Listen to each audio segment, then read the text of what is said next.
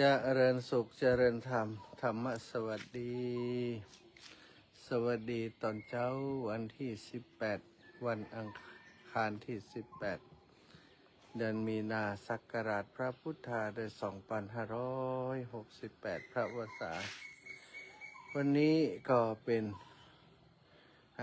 วันแรกที่เดินทางกลับมาจากลำปางแล้วก็จะมาเดินธุดงค์ต่อสไตล์ญาติโยมแต่วันนี้ญาติโยมโยมน้องโยมแม่โยม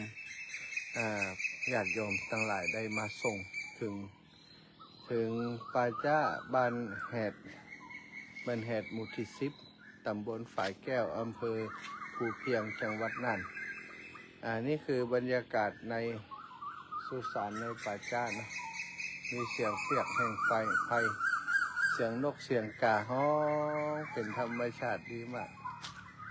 มีนกหลายชนิดสถานกเยอะมากเลยมีต้นไม้ยืนต้นไม้ใหญ่ๆยืนต้นอยู่เยอะรอบๆบริเวณนี้จะหันนกบินไปมานกมีหลายชนิดด้วยกันเนาะมีนกโพระดกนกกาเหว่านกป่านกหัวควานมีเยอะมากตลอดถึงแมงพวกกระรอกกระแตตอนกลางคืนก็มีบางในนะบางในบ้านเฮาก็บางในบางที่หากินกลางคืนมากินหน่วยไม้ตกปกปักตอนกลางวันนี่ก็มีกระรอกนะจะเป็นกระรอกกระแตที่ออกมาหากินเนี่ยได้บนต้นไม้เพิ่นวิ่งกันควักไขว่ไปมาธรรมชาติของป่าจ้าสงบเงียบนะสถานที่นี้อยู่ห่างจากหมู่บ้านอยู่ห่างจากชุมชนพอประมาณเนาะอยู่บอกไก่จากวัดค่ำคืนที่ผ่านมาครูบาอาจารย์ในวัดบ้านแหดหมู่ที่10ก็ได้เมตตามาเยี่ยมมาสนทนาธรรมตัวเนาะนี่เกาะติดกันครับวัดเนี่ยสถานวันนี้ที่แรกว่าจะบิณฑบาตออกไปแล้วก็ไปฉันตั้งนอกแต่ว่าเก่งใจครูบาอาจารย์เนาะเราอยากจะให้ศรัทธาญาติโยมเอาข้าวน้ำอาหารมาถวายที่วัดโดยท่านอาจารย์อยู่รูปเดียว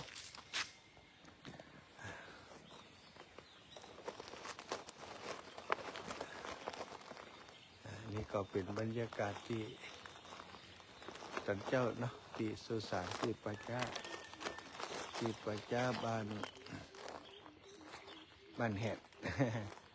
บ้านแหด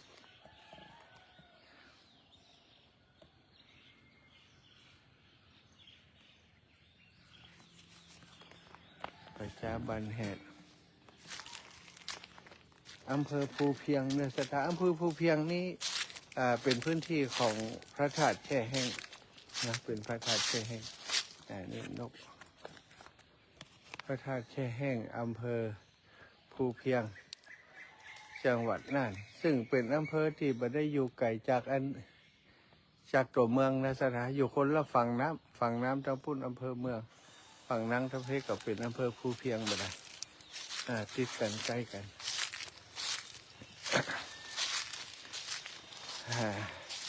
มี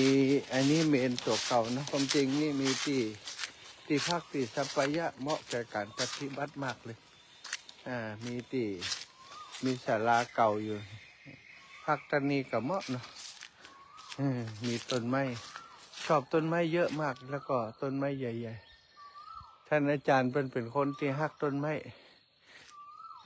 ในป่าจ้าเป็นบอยากจะให้เขาตัดแล้วก็ที่นี่ใจเป็นสถานที่เข้าปริวาสเนาะเข้าปริวาสเป็นป่าปริวาสอันนี้ก็เป็นเมนชุดเก่าเมนที่เมื่อก่อนก็ใช้เมนตัวนี้เนาะในการทำการชาปนกิจหรือว่าเผาศพแต่ว่าต่อมาเมื่อมีเมนตัวใหญ่ก็ใช้เมนตัวใหญ่อันนี้ถือว่าเป็นเชิงตะกอน เชิงตะกอนเตาเผาแบบเก่าคือเสียงธรรมชาติสุดท้ายมันมา พักอยู่ไปจ้าสิ่งที่ได้ก็คือความวิเวกเนาะความวิเวก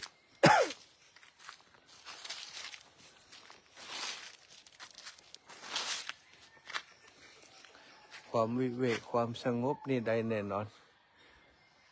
แต่หลายๆคนก็ว่ากลัววังเวง เติมคำว่าวังเวงเข้าไปถ้าจิตใจเขากลัวก็จะกลายเป็นวังเวงแล้วก็จะกลัวความจริงเสียงแห่งธรรมชาติเนาะเพราะว่าจะเป็นกลางคืนกลางวันตอนเจ้าอย่างนี้เป็นเสียงแห่งธรรมชาติที่เราฟังแล้วมันรู้สึกสงบในอารมณ์เหมือนเสียงของดนตรีอย่างต่างๆเนาะดนตรีติดเล่าร้อนฟังแล้วปลุกอารมณ์ความโลภความโกรธความหลงต่างๆมากมายแต่เสียงธรรมชาตินี้ปลุกเราในเรื่องของความสงบสบายหลายๆคนก็ถามว่าท่านอาจารย์จังไดชอบนอนป่าช้านะก็เพราะเหตุผลนี้อย่างหนึ่งคือมันสงบมันเงียบมันสบายผ่อนคลายเป็นการพักผ่อนดีๆมากมันผ่อนคลายสบาย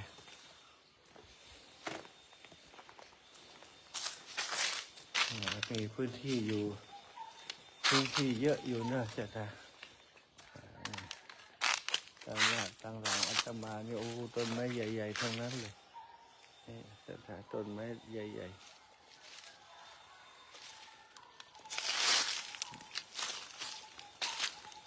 ต้นไม้ใหญ่ๆทั้งนั้นเลยหันตั้งหลังนี่ต้นไม้เหมาะที่เป็นนั่นส่วนเป็นป่าลูกขมูลป่าปริวาสมีต้นไม้หลากหลายชนิดบางต้นก็บ่ฮู้จักนะจะน่าจะเป็นไม้ที่หายากบ่ฮู้จัก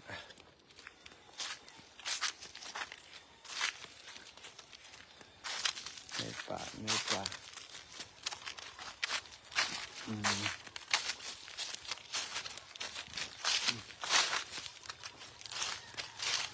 โอ้ถือว่าเป็นป่าเลยเนาะเป็นป่าที่สมบูรณ์เลยนะกระต่ายนี่พอดูตั้งหน้าตั้งหลังทั้งข้างเป็นป่าที่สมบูรณ์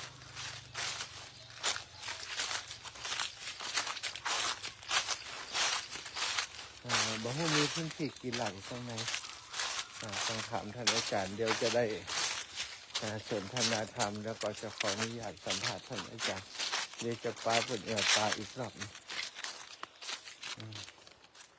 นี่สำหรับเองก่อน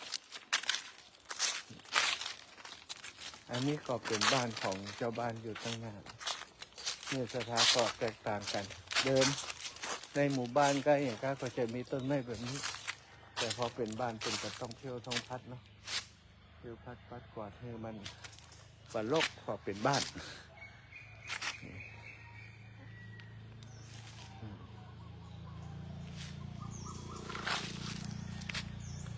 ต้นไม้ธรรมชาติคือธรรมะคือธรรมชาตินี่สอนเขาหลายอย่างนะแม้กระทั่งใบไม้ตีร่วงหล่นสู่ผิวดินตั้งหลายสถานญาติโยมใบไม้เมื่อแก่แล้วก็มีการพลัดใบเปลี่ยนใบเนาะใบไม้ใบเก่าก็ร่วงหล่นสู่พื้นเป็นปุ๋ยของต้นไม้เป็นปุ๋ยของดินต่อไปใบไม้ใหม่ๆก็แทงช่อออกผลิดอกออกผลออกใบขึ้นมาชีวิตมนุษย์ของเขาก็เหมือนกันก็ตายทับถมกันอยู่อย่างนี้เนาะเขาวันหนึ่งก็จะต้องล่วงโรยไปแก่ขึ้นมาก็ต้องล่วงโรยไปแล้วก็ทับถมลงสู่แผ่นดินอย่างนี้เป็นธรรมชาติเป็นสัจธรรมของชีวิต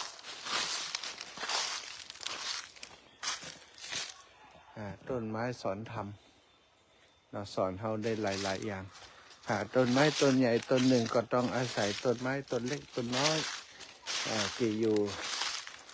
เป็นไม้คลุมดินอยู่ตั้งลุ่มอันนี้เป็นระบบนิเวศเนาะระบบนิเวศโดยธรรมชาติมนุษย์คนเฮาก็เหมือนกันมีต้นไม้ใหญ่มีครูบาอาจารย์อยู่ลูกศิษย์ลูกหาตัวเล็กตัวน้อยก็ห้อมล้อมแวดล้อมครูบาอาจารย์หวังร่มเงาจากต้นไม้ใหญ่ทุกอย่างมีส่วนเกื้อหนุนจุนเจือช่วยเหลือซึ่งกันและกันต้นไม้ใบน้อยก็คุมดินคุมนี่คือต้นไม้ใหญ่ต้นไม้ใหญ่ก็คือลมคือเงาแต่ต้นไม้น้อย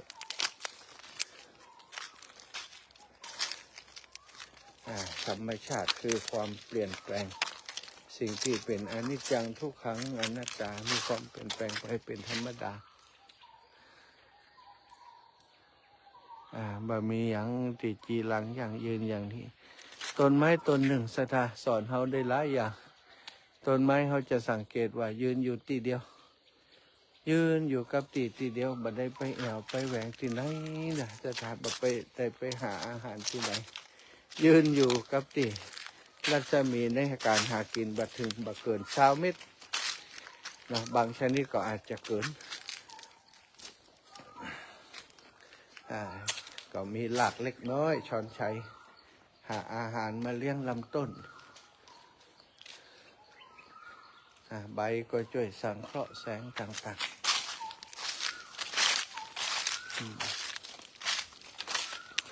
ชอบเสียงแบบนี้ชอบเสียงบรรยากาศธรรมชาติ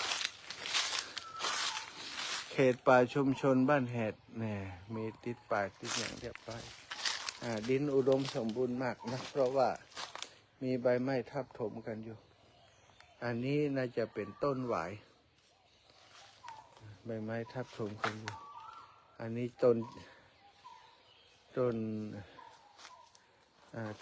จำได้ท่านอาจารย์เปิ้นปลูกต้นไม้ปลูกต้นไม้เพิ่มครับปลูกต้นไม้เพิ่มเสียงนกเสียงนกกูร้องก้องไพรสงบใจเย็นเยือกบนเทือกเขาในป่าช้าวันนี้มีเพียงเราสงบเงียบปนเหงาอยู่เดียวดายเสียงนกไพรกูร้องก้องเวหาทั่วราวป่าเจ้าแก้วแววเสียงขานขับกำไพด้วยเสียงเพลงก้องกังวานสุขชื่นบานยามนี้ที่บ้านแหดบ้านแหด